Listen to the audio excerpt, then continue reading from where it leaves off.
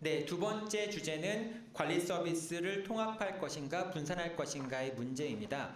지금 현재 우리나라의 관리 시스템은 이제 특히 공동주택 분야에서는 관리 서비스가 단지별로 다 분산돼 있고 또 단지별로 제공하는 관리 서비스도 일반 관리 별도로 청소하고 경비 별도로 또 수선 유지 별도로 이렇게 다 나눠져 있습니다. 서비스 제공하는 주체가 한 군데서 하지 못하고 이렇게 나눠져 있는데요.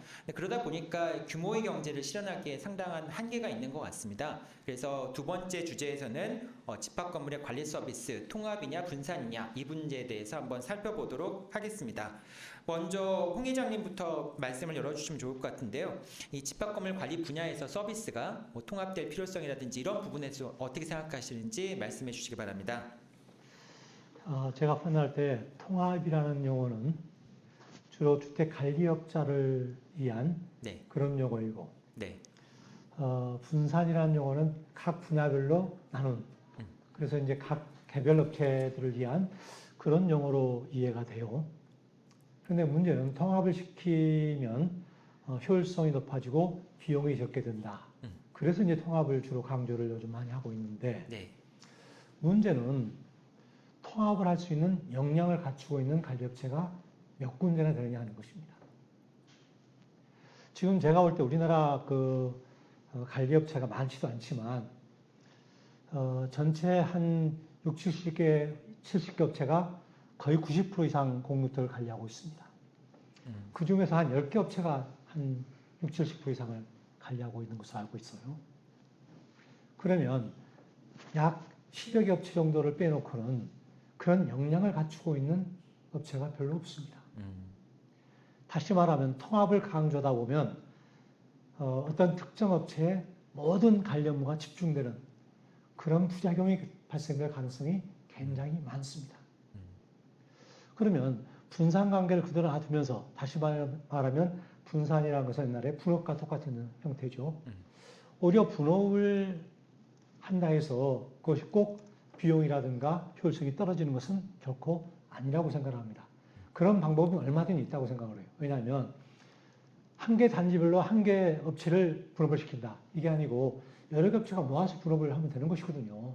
그래서 꼭 그 자체가 통합만이 꼭 해결책이다.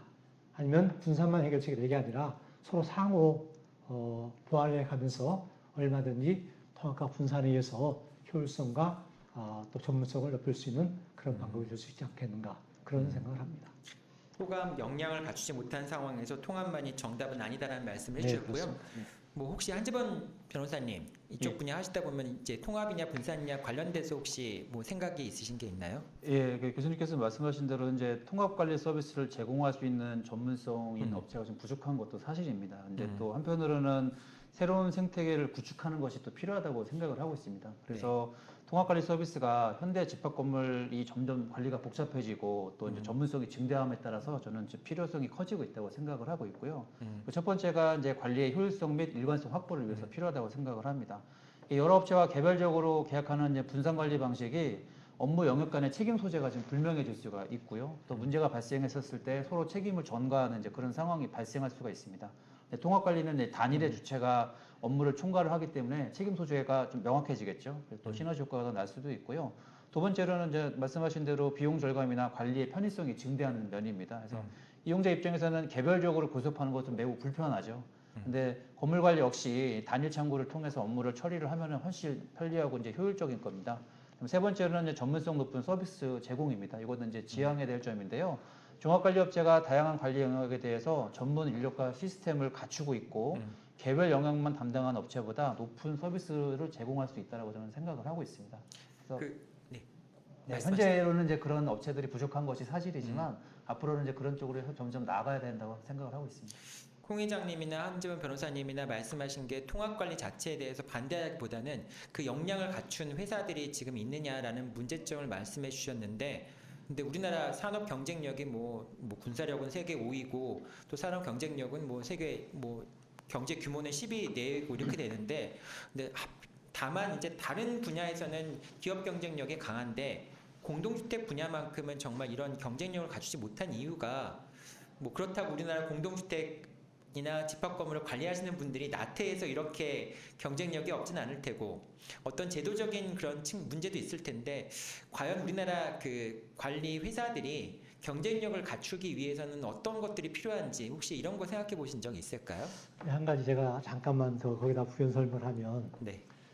우리나라 그 집합 건물 관리 업체들은 거의 대부분이 물론 이제 그렇지 않은 회사들도 있지만 전문성을 갖추고 또 역량을 갖춘 그런 업체도 있지만 일반적으로 관리업무의 중개 역할만 하는 또 중개 역할만 하는 다시 말하면 어떤 의미에서 본다면 나쁘게 표현하면 브로커에 지나지 않는 그런 업체들이 대다수입니다, 현실적으로. 그러면 통합 만약에 관리를 하게 해준다. 그러면 그 업체들이 과연 전문성을 가지고 그 역량을 넓혀 나갈 수 있느냐. 지금 한 변호사님 말씀하신 대로 서비스가 훨씬 더 퀄리티가 높아지는 그런 형태로 나타날 것이다. 그러는데 서비스가 높아지고 비용은 더 다운된다면 좋겠죠. 그런데 퀄리티가 높아지지도 않으면서 또 서비스가 높아졌다는 것을 핑계 삼아서 관리 비용만 높아지는 그런 형태가 나타날 가능성이 우리 현실에서는 더 큰 게 아닌가. 이게 더 우려스러운 그런 상황입니다. 그게 이제 지금 홍 회장님 말씀하신 부분이 도급 관리와 위탁 관리라는 용어가 많이 사용되잖아요. 보통 이제 위탁 관리라고 하면은 공동주택처럼 이렇게 이제 일반 관리만 맡기고 나머지는 또 재위탁하는 방식의 이제 이런 방식들을 보통 위탁 관리라고 얘기하고 집합 건물에서는 이제 통으로 관리를 맡기고 용역 대금도 통으로 주는 이런 식의 형태를 도급 관리라는 표현을 많이 쓰게 됩니다. 말씀하신 것처럼 위탁 관리와 도급 관리는 좀 통합된 관리 서비스라고 얘기할 수 있는데 지금 뭐 집합 건물의 도급 관리가 공동주택의 위탁 관리보다 더 낫다라든지 이렇게 얘기할 수 없는 상황도 있는 것 같습니다. 왜냐하면 깜깜이 관리비라든지 그런 문제 때문에 일단 그 문제 논의하기 전에 홍 회장님 그 도급 관리와 위탁 관리라는 개념에 대해서 좀 한번 설명을 해주시죠. 이제 우리가 실무적으로 위탁 계약에 의한 위탁 관리다, 뭐 도급 계약에 의한 도급 관리다 이런 표현을 많이 쓰고 있는데 우리 민법상에는 계약 유형에 위탁 계약이라는 것 자체가 없습니다. 네, 그렇죠. 예. 네. 단지 이제 일정한 업무나 사무를 제3자한테 맡겨서 처리하는 그런 것을 바로 우리가 위탁이다 이렇게 얘기하는데 실무와 판례에서는 이제 주로 많이 위탁이라는 말을 쓰고 있죠. 그런데 중요한 계약의 한 형태임에도 불구하고 제가 볼 때는 이 위탁 계약은 두 가지 형태를 다 담고 있다고 저는 생각이 들어요. 물론 그 사회를 보시는 김용수 교수님 논문을 제가 봤을 때도 그 위탁 계약은 이행 계약으로 이해될 수 있도록 그렇게 아마 정리가 되시는 것 같아요. 네. 제가 그렇게 이해했습니다. 네. 근데 저는 그렇다고 생각하지 않습니다. 왜냐하면 실무상 관리 위탁 계약, 용역 계약 뭐 다양한 명칭으로 사용이 되고 있는데 실무상 그 내용이 만약에 지시나 감독 중심이라면 이행 계약이고 성과 중심이라면 도급 계약입니다. 그래서 그거는 도급 계약과 이행 계약은 이렇게 이제 구분이 돼야 되고 위탁 속에 도급도 들어있고 그 다음에 위임도 들어있다. 저는 이렇게 보는 거거든요. 모두 획일적으로 다 위임 계약을 볼 건 아니다. 네, 아닙니다. 왜냐하면 저도 그전에는 이런 논문을 쓸 때라든가 발표를 할 때 위탁 계약을 이행 계약으로 저도 발표를 한 적이 있습니다. 그런데 실무도 해보고 하면서 제가 느낀 것이 위탁 계약 속에는 도급도 들어갈 수도 있고 위임도 들어갈 수 있다. 이걸 느꼈어요. 그리고 이제 또 한 가지 더 봅시다. 꼭 그 이행 계약만이 좋은 것이 아니라 예를 든다면 집합 건물 같은 경우에요. 공동주택도 마찬가지입니다만은 공동주택의 경우도 만약에 사용 승인이 났으면 사용 승인으로부터 입주 예정자의 가번수가 입주할 때기 전까지는 의무 관리가 진행됩니다. 그런데 입주 예정자의 가반수가 입주해서 입주자 대표를 구성할 때까지 그 시기가 명확하지가 않아요. 언제가 가반수가 입주가 될지 그 시기를 모릅니다. 또 집합 건물의 경우에는 역시 마찬가지예요. 사용 승인이 났을 때부터 입주 예정자의 가반수가 입주하면 관리단 총회를 열도록 돼 있어요. 그러면 언제쯤 입주 예정자의 가반수가 입주했을지 할지 그걸 잘 몰라요. 그럼 그럴 경우에 만약에 이행계약을 체결하려고 그러면 이행계약 받을 사람이 없습니다. 원래 관리 의무는 누가 있냐면 건축주 또는 사업 시행자한테 있어요.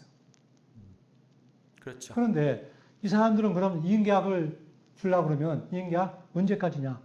이게 참 어렵습니다. 이행계약 뒤에 이행계약은 입주자 대표라든가 가리나부터 이용을 받는 것이란 말이에요.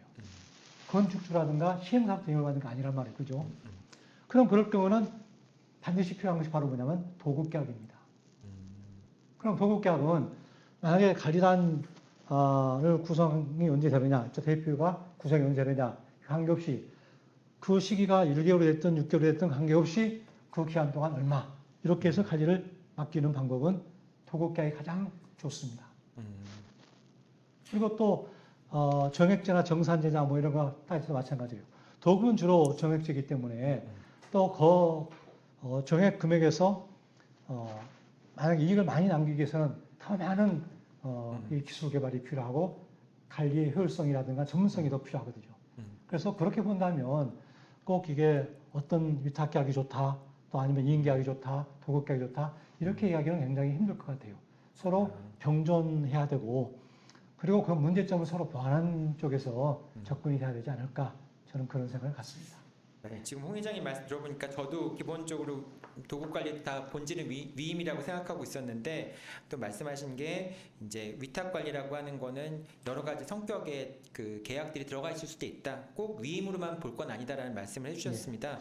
여기에서 잠깐 부연 설명해드리면 이제 판례는요 계약서의 명칭이 도급 계약서이고 도급이라는 용어를 사용되었다 하더라도 계약의 주된 내용의 일의 완성이라는 도급적인 요소보다는 어떤 일정한 사무처리의 위탁이라는 위임적인 요소가 강하면은 이를 위임 계약으로 판단하는 판례들도 있습니다. 아, 네, 그렇군요. 그래서 이제 어떤 명칭의 용어나 명칭에 구애되는 것이 아니라 그 계약 내용의 실질로 판단을 합니다. 본질적인 부분을 봐야 된다는 네, 말씀이신 거죠? 그 김성현 소장님, 네. 센터장님, 이제 그 지금 말씀하신 것처럼 통합이 정답이다라고 한다면 사실 도급 관리가 더 통으로 맡기는 거니까 관리회사한테 맡기고 재량을 주는 거니까 더 바람직한 측면이 있을 것 같은데 현실에서 보면은 뭐 공동주택 위탁관리 제도가 문제가 있다고 하더라도 투명성은 보장할 수 있잖아요. 근데 그런 면에서 집합 건물에서는 도급 관리가 좀 일반화되어 있는데 집합 건물에서의 위탁 관리와 도급 관리 이제 도급관리 제도 자체가 문제가 많다고 생각하시는지 위탁관리 제도 공동주택처럼 도입되는 게 바람직하다고 생각하시는지 그 부분에 대해서 좀 어떻게 생각하시나요? 도급 관리가 이제 그 관리 회사가 이제 인력 운영을 일괄적으로 집행을 하고 네. 효율을 수준은 높을 수는 있지만은 어떤 소유자의 그런 그 입주자 등의 그런 감시 평가 장치 같은 게 이제 없으면은 오히려 그 전행하는 그런 관리 전행 문제가 될 수가 있거든요. 그렇죠. 또 반대로 위탁 관리는 또 구분 소유자들이 또 전문적인 그런 관리 지식이 없기 때문에 또 집행하는데 직접 집행하니까 투명성은 높겠지만 관리 전문성이 떨어져서 연속성이 또 문제가 될 수가 있고요. 그래서 일장이 일단 있는 것 같습니다. 저는 잘 모르겠습니다. 근데 이제 그렇더라도 방향성이라는 게 있을 수 있잖아요. 저는 그 방향성은 이 도급 관리도 나쁘지 않다고 생각합니다. 지금 이제 뭐 어떤 그 분산 아까 뭐 초기에 나왔던 분산 관리냐 그 통합 관리 서비스냐 이런 부분에 있어서는 그 건물이나 이런 것들이 전에는 아날로그 검침도 아날로그였고 사람이 가서 직접 뭔가를 하고 그랬는데 지금은 뭐 아시다시피 그 계량기나 이런 것들이 AMI 계량기라고 그래가지고요.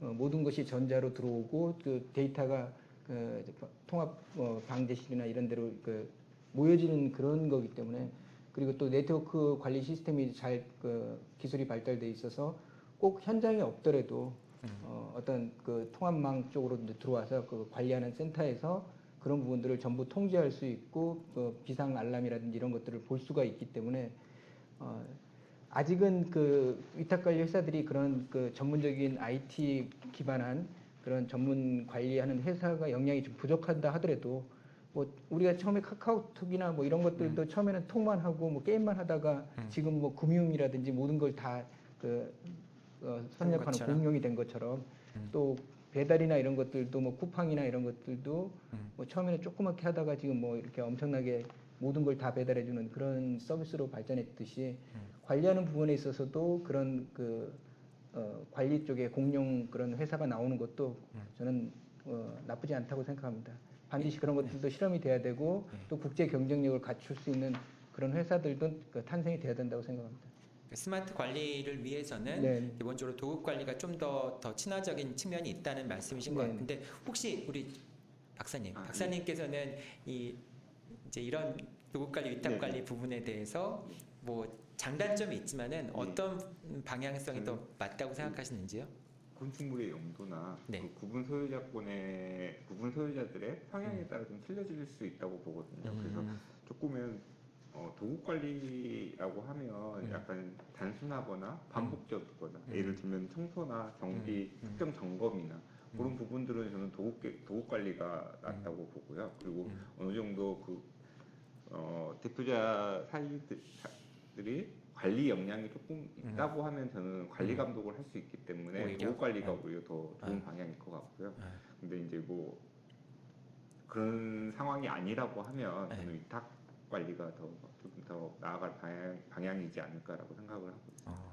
어쨌든 관리단에 맞게 또는 뭐 입주민들의 사정에 맞게 선택을 해야 된다는 말씀을 해주신 것 같고요. 네, 한 네. 가지 거기 보충만 네. 잠깐 좀 드리겠습니다. 네. 우리가 이인계약의 경우는 입주자 대표이나 관리단의 의결 없이는 사실은 이제 관리주체가 집행할 수가 없죠. 없습니다. 그럼 당연히 의결이 전문성이 있어야 되고 또 전문적인 일을 할 수 있도록 의결을 해줘야 되는데 우리 현실은 전혀 그렇지 못하거든요. 아마 이게 도대체가 입주자 대표에서 의결해야 될 상황인가 할 정도의 그런 의결 사항들이 대단히 많습니다. 실무적으로 본다면. 입주민들이 전문가가 아닌데 그런 예, 결정을 예, 내린다는 그렇습니다. 말씀이신 거죠? 관리단도 특히나 마찬가지고. 네. 그리고 또 한 가지 더 이제 우리가 한 가지 유의할 사항은 집합 건물의 경우는 특히나 분양 시점에서부터 사용 승인 시까지는 전혀 관리를 안고 있습니다. 네. 집합 건물이 준공이 돼서 사용 승인이 되어서 입주가 이제 시작되잖아요. 그러면서 이제 관리단 구성이 될 때까지 이제 공백 상태를 없애기 위해서 도급 관리를 하잖아요. 그러나 분양 시점부터 사용 승인 시까지도 관리가 돼야 된다고 생각합니다. 왜냐하면 특히 집합 건물 같은 경우에는 분양 계약서라든가 또 분양 계약서상에 업종장 같은 것도 들어갑니다. 그리고 또 관리 규약에 관한 문제도 그때 이미 최초로 작성해서 제시를 합니다. 그러면 누구 입맛에 맞게끔 다 뜯어 고치냐면 업종장이고 뭐고 전부 다 한 게 없습니다. 사업 시행자 마음대로 그걸 뜯어 고칩니다.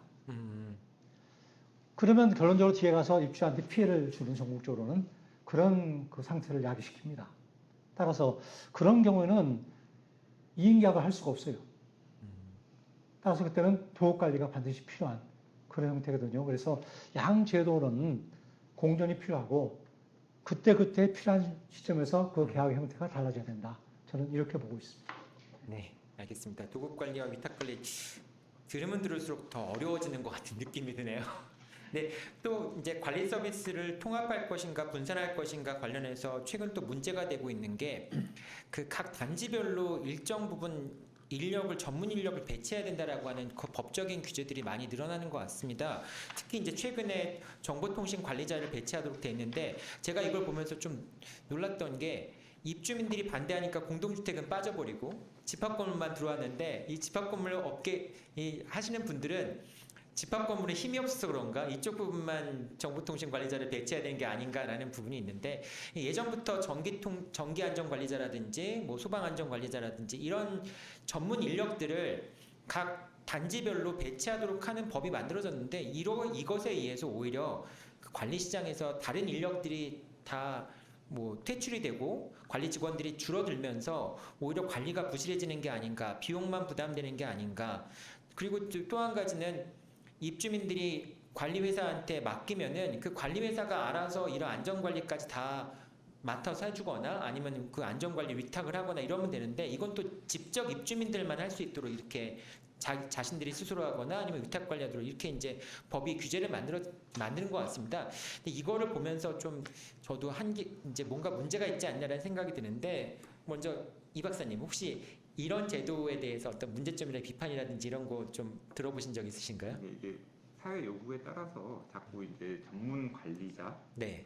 등장하게 되는데 이제 말씀하셨듯이 최근에 이제 2025년 7월부터 정보통신 관리자가 의무 배치가 이제 시행이 됐지 않습니까? 그래서 이제 말씀하신 대로 공동주택을 제외한 이제 단계적으로 진행되는 걸로 알고 있는데요. 7월 달부터는 이제 3만 제곱미터 이상인 건축물을 그렇죠. 하게 되었는데 말씀하신 대로 이제 전기 안전 관리자나 소방 안전 관리자, 기계 설비 유지 관리자 등과 업무 분장도 명확하지 않아 보이는 거예요. 그래서 현장에서는 이제 출입이나 CCTV, 주차, 에너지 계측 뭐 그런 부분들에서 이제 그러면 전기 안전 관리자와 소방 안전 관리자와 기계 설비 유지 관리자 등과 어떻게 역할이 달라지고 그다음에 이제 책임은 누가 질 거냐라고 하는 부분에서 굉장히 좀 약간 중첩이 돼 있다고 생각을 하고 있고요. 그다음에 이제 이게 지금 현황 파악을 저도 자체적으로 하지 못해서 정보통신 관리자라고 하는 분들이 얼마나 많이 계신지를 잘 모르겠습니다. 그리고 이제 올해 7월부터 3만 제곱미터 이상을 한다는데 과연 인력은 충분한 건지라는 의구심도 들고 있는 부분이고요. 그다음에 이제 물론 이런 관리자가 배치되기 시작하면 이제 관리비 증가가 이제 되죠. 증가가 되는 부분들이 좀 부담이 되는 것 같습니다. 그리고 이제 정보통신 관리자 같은 경우에도 이제 그 5개 건축물 중복 선임이라고 하는데 이게 과연 이렇게 중복 선임이 가능한 구조인지도 잘 저도 잘 확신은 못하고 있는 상황에서 네. 이제 전담을 해야 되는 건지 아니면 이렇게 비상임으로 이렇게 둬도 되는 부분에 대한 문제들은 좀 있어 보이는 것 같습니다. 이제 현장에 계신 분이 또 그 우리 센터장님 직접 이제 사람들을 채용하고 배치하거나 위탁하는 걸 다 하셔야 될 텐데 이 부분에 대해서 좀 현장에서 또 관점에서 비판적인 점이 있는지 한번 좀 말씀해 주시면 좋겠네요. 아무래도 그 또 다른 자격자들을 또 채용을 해야 된다라는 그런 부분들에 있어서 그 입주민의 관리비 부담이라든지 인상 요인이 분명히 있기 때문에 그런 부분들은 관리비를 최대한 절감해야 되는 제 입장에서는 좀 부담이 되죠. 그런 부분도 있고요. 근데 이제 그 정보통신 관련해 가지고는 그 기술이 계속 발달하고 또 여러 또 중대한 해킹 그런 사고나 이런 문제점들이 발생이 되면서 개인정보보호법도 되게 강화되고 있고요. 그런 차원에서는 장기적으로는 이런 부분들의 보완은 필요성은 저도 인정하고 있습니다. 근데 왜 공동주택은 그런 필요성이 더 강하지 않을까요?